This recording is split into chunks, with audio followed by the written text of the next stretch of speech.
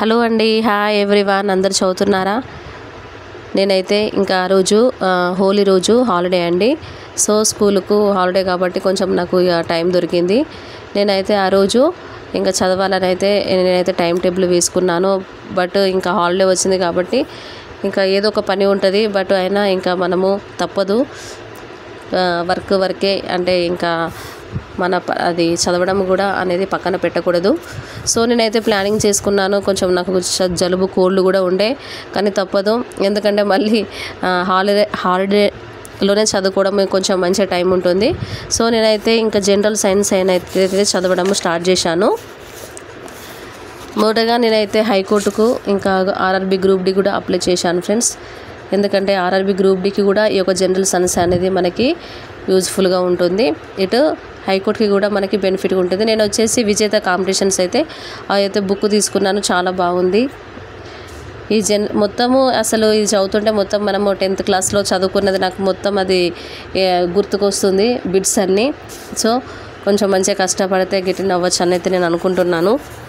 So నేనైతే కొన్ని bits అయితే చదువుతున్నాను ఫ్రెండ్స్.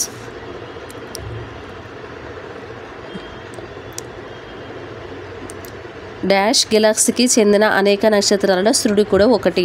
పాలపుంత. భూమికి అతి సమీపాన ఉన్న నక్షత్రం సూర్యుడు. కాంతి ఒక సంవత్సరంలో శూన్యంలో ప్రయాణించే దూరాన్ని కాంతి సంవత్సరం అంటారు. కాంతి సంవత్సరం విలువ 9.46 × 10⁻15 మీటర్లు. సో ఇలా అయితే ఉన్నాయి క్వశ్చన్స్. చాలా బాగుంది.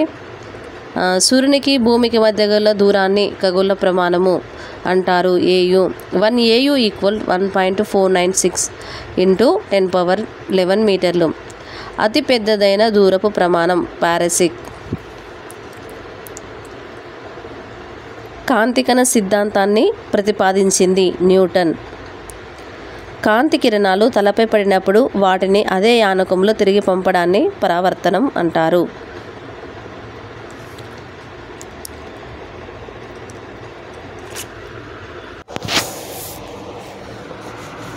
ఇంకా కొద్దిసేపు అయిన తర్వాత ఇంకా కొంచెము బట్టలు ఉంటే వాష్ చేసుకున్నాను. వాష్ చేసుకున్న తర్వాత ఈవినింగ్ వచ్చేసి హాస్టల్లో టీ పెట్టారు. యాక్చువల్లీ నేను హాస్టల్లో ఉంటాను. హాస్టల్లో ఉంటూ అట్లా టీచింగ్ జాబ్ చేస్తాను.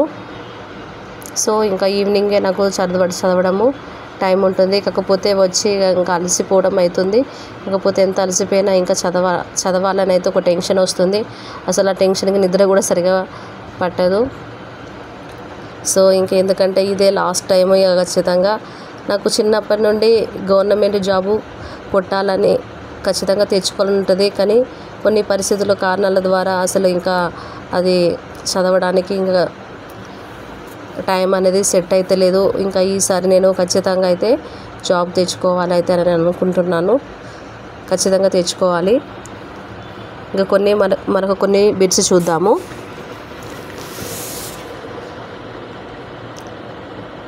కృత్రిమ ఉపగ్రహ వేగం 11.2 km/s దాటితే అది గురుత్వక్షేత్రం నుండి తప్పించుకుంటుంది. చీకటిలో ఫోటోలు తీయడానికి ఉపయోగించే వికిరణాలు పరారుణ కిరణాలు. ఉపగ్రహాల ద్వారా సమాచార ప్రసారం కోసం ఉపయోగించే ఏంటిది? మైక్రో తరంగాలు. అసలు నేను ఇది చదువుతుంటే నాకు 10th క్లాస్లోనే చదివినట్టు ఫీలింగ్ అనిపిస్తుంది. యాక్చువల్గా నేను ఇంతకుముందు బ్యాంక్స్ రాశాను, హైకోర్టు రాశాను, కానీ నేను స్పెషల్గా ఇట్లా బుక్ తీసుకొని అయితే ప్రిపేర్ అవ్వడం అయితే జరగలేదు. నార్మల్గా మనకి ఇంగ్లీషు ఇంకా రాయగలుగుతాం ఇంగ్లీషు. అదైతే మనము అంటే గ్రామర్ చూసుకోవాలి. అప్పుడు నేను బ్యాంకు ప్రిపేర్ అవుతున్నప్పుడు ఇంగ్లీష్ అనేది నాకు కొంచెం ఈజీగా అనిపించేది. కాకపోతే అంత థియరీ అనేది ఇంకా మిగతా జనరల్ అవేర్నెస్ అనేది కొంచెం చాలా తక్కువగా, నేను ఈ విధంగా స్పెసిఫిక్గా బుక్ అయితే తీసుకొని చదవలేదు. సో అప్పుడైతే ఇంకా నేను సరిగా రాయలేకపోయాను. అందుకని నేను ఇప్పుడు విజేత కాంపిటీషన్స్ అని మా ఫ్రెండ్ ఒక సజెషన్ ద్వారా ఈ బుక్ అయితే తీసుకున్నాను. సో ఇందులో అయితే బిట్స్ చాలా బాగున్నాయి. మీరు కూడా ఎవరైతే ప్రిపేర్ అవుతున్నారో తీసుకొని హైకోర్టుకు ఎవరైతే ప్రిపేర్ అవ్వాలనుకుంటున్నారో బేసిక్స్గా మంచిగా మనకు అర్థమయ్యే రీతిలో ఈజీగా ఉంటుంది. ఇంకా సూర్యుని నుండి విడుదలయ్యే అతి నీలోహిత కిరణాల నుండి మనల్ని రక్షించే వాతావరణ పొర ఓజోన్ పొర. రోగ నిర్ధారణకు ఉపయోగించే రేడియోగ్రఫీ పద్ధతిలో వాడే వికిరణాలు మృదు ఎక్స్ కిరణాలు.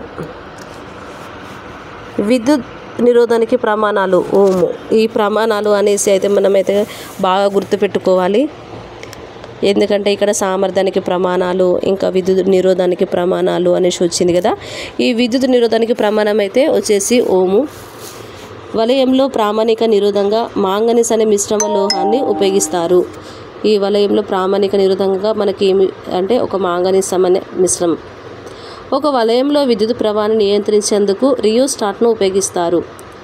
అంటే ఒక వలయంలో విద్యుత్ ప్రవాహము నియంత్రించేందుకు ఏమి ఉపయోగిస్తారు? రియోస్టాట్. విశిష్ట నిరోధానికి ప్రమాణాలు ఓం మీటర్.